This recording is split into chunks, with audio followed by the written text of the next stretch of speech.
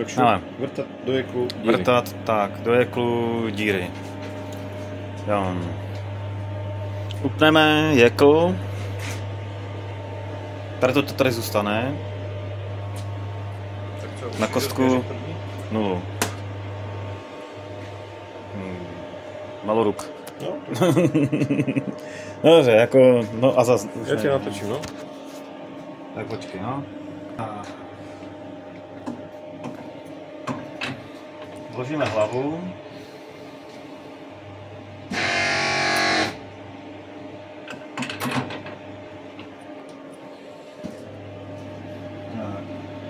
Hlavu. Odbrzdím, ať si to můžu natočit. Když by tam bylo zařazených 80 otáček, nepohneš s tím. Je třeba pak přeřadit jakoby na vyšší otáčky. Kdybych to chtěl udělat, tak musím přes Stitch In zadat příkaz S, otáčky, a dát si jiný, třeba 2000, boom, enter, a jakoby to pustit a on si přeřadí ty otáčky. Ale bude pravděpodobně mít třeba M13 a roztočí se, takže pustí vodu na tu hlavu a ještě ji roztočí a masakr. Takže nejlepší je dát Stitch In, dát M5, M5 má příkaz, že má stát vřeteno, a v Stitch In, když mu dám S2500, Enter Store, zelený, tak on mi přeřadí na 2500, ale mám jistotu, že se neroztočí. No, jo? To jsem třeba nevěděl. No. Tak to je jenom taková doplňkovka. Jo. Dobré. Já jsem ti s tím zas pohl. Tady si to odbrzdím a pak jsem schopný pohnout s tím vřetenem. Natočeno. Teď si to zase zabrzdím, jo? Dobře, tak změříme 0. Kus. Najdeme 0. Tak v manuálním režimu dáme si třeba 100%, už to trošku umíme. Přijedeme si Tlačítkama XYZ tam, kde potřebujeme. Mačkám, hledám. Jo, na tom bodíku musí být 0,0 potom. A potom budu v ose vřetena, když se dotknu toho kulíčku. Já podívám se, kde je vlastně. Jo? Jo. Jsem ti tam dal 0, dej si 5%. Snížíme si rychlost a jdeme tak, že máme si kontakt, Ještě nevíš výškově jak si, tak to chce pohybat nahoru dolů, jestli si v tom nejvyšším bodě ty kulíčky. Y plus minus.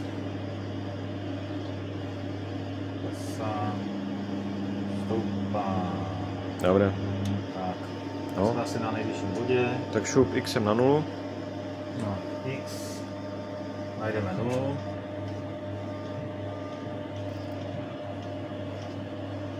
Snížíme si to.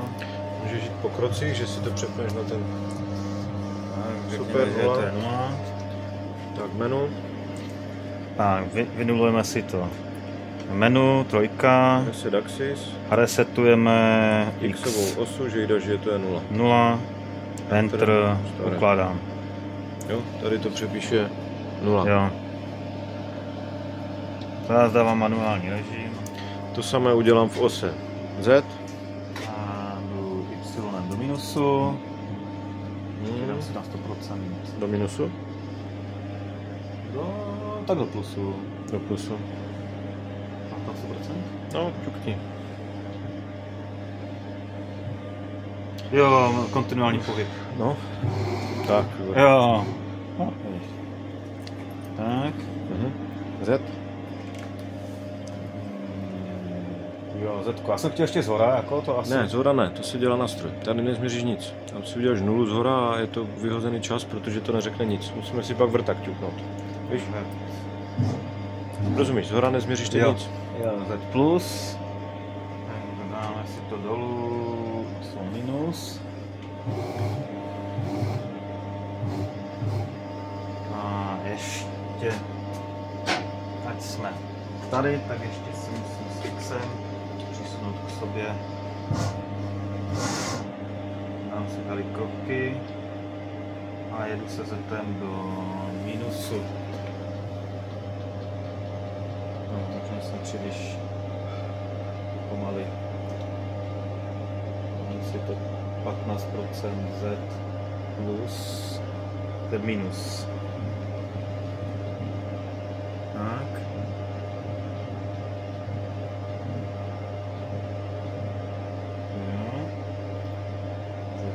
minus. Tak. Z minus. Zase ukladám nulu, menu, trojka, Z, 0. Posílám, ukládám. Je tam 0, dobré, ale to si kraj, tak si přeskač na těch 5, přijde jako je široký 10, tak vyjed nahoru, přeskakej inkrementálně po milimetrech na 5 a vynuluj to znovu, ne? Jo, a teď zbořím sondu, tak... Ne, vyjed nahoru, no. No, nahoru. Nahoru znamená Y plus. Y plus, no, kontinuálně. Y plus. 100% nebo něco, šup. Y plus. Výborně. Tak. Přeskakej si, že si přepneš na krok po milimetr krok, no, Z minus. Raz, 2, 3, 4, 5. 4, 5. A vynuluj znovu reset axis Z na 0. Trojka. A dělali jsme Z, 0, až teď je to vlastně 0. No. Ja. No, tak to máš seřízené ťuk. Tak máme X a Z. Y vyřešíme, až si dáme nástroj a uděláme to tímhle poměrem, jo? Jo. Tak, výměna za vrták. Tool clamp upnuto. Změříme výšku, kde je vrták. Plocha, od které se definuje. V manuálu si přejedu. Pojď. V manuálu si přejedu a dotknu se tak, abych tam měl 0,0 na ukazateli a v té chvíli je seřízený na 50 mm, že má výšku. A asi dobré. Dobré, pojď dolů. Snížím si na 40% a jedu Y minus.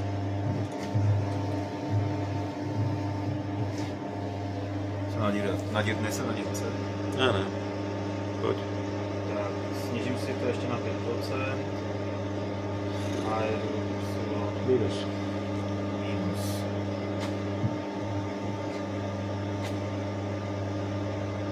Jede to? Jede, ale to tam budeme za 14 dní. Aha, tak ještě přidáme. No. Y minus. Jo. No, teď to jde na 5%. Y minus.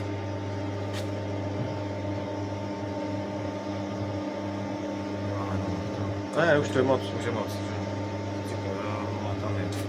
0,0, to tam ještě rozhraní. Teď si 0,0, to je dobré. Jo, a v té chvíli si 50 vysoký. Tak, zase menu. Reset axis 3 a v Z, v Y napíšeš 50. Y a 50. tady ta kostka je 50. Enter. Store, máš 50, parada. Odejď plusem nahoru, Y plus. Y plus.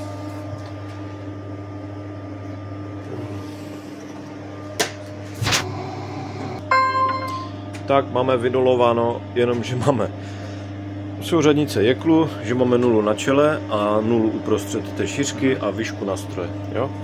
Teď chcem program navrtání, aby jsme navrtali ty dvě díry. Takže to uděláme jak? Jo. Menu, Vstoupíme do toho block search, vybereme program na vrtání. Jo, InDirection jsem vyběhl do toho centrálního seznamu. Jo. Vybereš navrtávání vrtání pole, dám search, do něho vlezu. Teoreticky nepíše, takže šlápnu na to program memory. Jo, v té chvíli on bude ochotný tam něco zapisovat. A tady si čtu a vyplním, počkej, já pomůžu, že když si použiješ to menu G, tak ti píše, co znamená. A pomocí těchto věcí musím vyplnit ten řádek. G83 je vrtací cyklus, X je čas, který čeká, než to začne, kvůli vodě. Clearance je vstupní vůle. Tady přesto help a picture jdou vidět příkazy, co je potřeba. Y je clearance vstupní vůle, B je, kde uhne s nástrojem. Jo? K je, jak zavrtá prvním pohybem. A potom I je ten přidůstek, o kolik přidává, a Z je celková hloubka. Jo? Takže takhle vyplním tyhle věci. Že Y1, že jsme milimetr nad materiálem, celková hloubka bude minus 24, protože máme 20 jekl, ať projde i špička vrtáku. B je, že uhne potom 40 nahoru, až skončí. I je, že zavrtá 12 a vyběhne nahoru. Vyběhne na Y. 1 a pak půjde zase do další hloubky. My to máme schválně 12, protože to udělá na dvakrát, jakože do těch 24, jo? Je nevyplňuju, tak když vyplním a dám tam 0,3, tak on nebude vyběhat nahoru, ale bude dělat to, že uhne 0,3 zpátky a zlomí třísku a zazde. Takže nevybíhá, ale jenom jako láme třísku. A special, tady je first movement, to je první pohyb, který dělá. Takže to máme schválně 1,2, protože jsme milimetr nad, aby nám poprvé ťukl jenom 2 desetiny a vrátil se a potom začne vrtat, ať si načne jakoby tu díru, jo?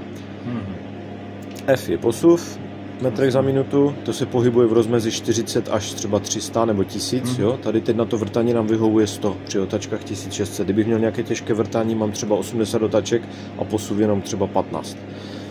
Jo? A rychlejší obrabení je třeba 300-500. To jsou otačky, tady máme 1600 otaček teď navolených.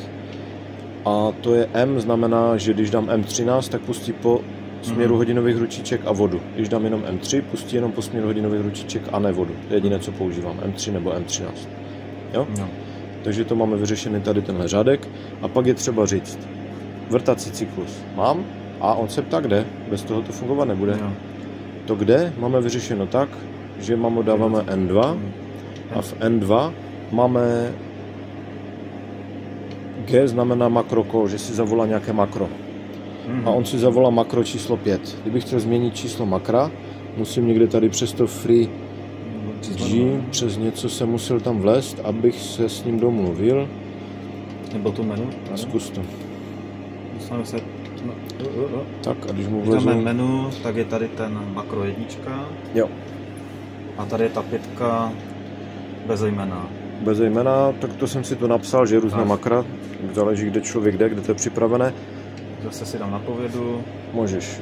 A N1 znamená, G znamená, že aktivuje ten vrtací cyklus a ptá se kde. G79 aktivace vrtacího cyklu a řekne mu souřadnice X, Y, Z. Všechny tři musím napsat. Takže v našem případě je to 9. 9 od čela. 9 od čela. Jo, Y je 0. Z je taky 0 a druhá souřadnice je 579 00. Jo? Takže to jsou vypsané 2 souřadnice, na kterých on bude pracovat, jakože bude vrtat na těchto souřadnicích. Jo, to máme. Jo, zbytek mě nezajímá. Více v tom nerypu, protože to je jiný systém zadávání těch souřadnic. Jo? Vyšlo ještě o tu změnu. Tak ven z toho zkus, no, jestli to vyběhne. Toto podporu a ještě jednou a můžu dát režim auto. Jo. Pro začátek dávám rychlost 0 a přidávám si potom, jak spustím ten program. Jo. Ještě ukážu jednu věc, co je trapení, protože když jsem v tom programu, tak se mi děje to, že v tom makru nejsem schopný třeba teď změnit to makro. Jo. Já musím udělat nějakou fintičku, protože nejsem schopný přepsat to N. Já bych mohl být jiný typ makra. A teď si nespomínám, v čem byla ta fintička. To ne. Ta fintička spočívá, že musím něco tady z toho zmáčknout. Možná menu G, jo. A teď jsem schopný změnit to makro, že dám třeba N3, že budu mít jiné makro s jinýma souřadnicema, jo. Ale bez toho se nepohnu, kdybych tam neudělal tu přesmičku, že jsem nebyl schopný to změnit, tak jsem to chtěl ukázat, jo. Takže se přepnu do režimu auto, mám načtený program 9102, ten se jmenuje navrtávání vrtání pole a to bude první řadek, který bude dělat. Tady to píše, že to přeskakuje. Teď tam má 2500 otaček, takže určitě první, co udělá, tak si přeřadí na 16, když to pustíš. Ale ty si to zeslabíš procentuálně radši na 0% a spustíš program a pomalinky se budeš rozjíždět a budeš se dívat, co dělá za psykus. Jo? Jo. Takže režim auto a zelený. Takže jsem měl rozumím. Jako má to udělat, jo? Jasné. Řadí. Jo, řadí. Tady mi ukáže, že na 1600 jde voda, ale program nejede. A ty pomalu procentuálně si ho rozjedeš. Tak přidáváme, sledujeme na 50%.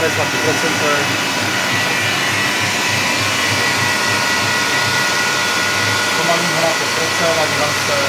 Já myslím, že to půjde, že ho můžeš pustit naplno, že to máme dobře. Jo, 100%. Když jsem spokojený, dám 100% najedu.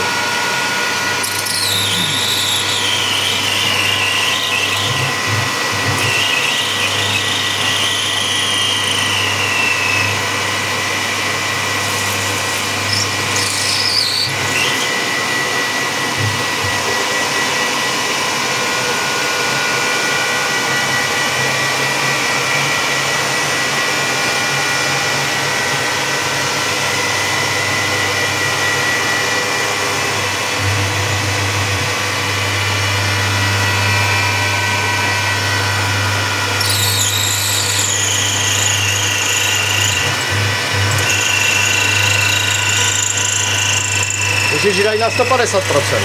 Jako, ale voda. Nevadí, to přijde. Že ho můžeš jakoby urychlovat, víš, ten program. Jo. Tak, teoreticky teď stojí, on tam má M30 stojí, vyměním kus a potom zmačknu jenom zelené tlačítko, to znamená po výměně kusu zmačknu jenom zelené tlačítko a mašina celý ten cyklus bude opakovat a bude zase vrtat od začátku, jo? To už je princip potom jenom výměny kusu a té opakované výroby, že se o to nestarám, jo? Ověření, že půjde na stejnou díru, já myslím, že to je správně. Jo? Děkujeme.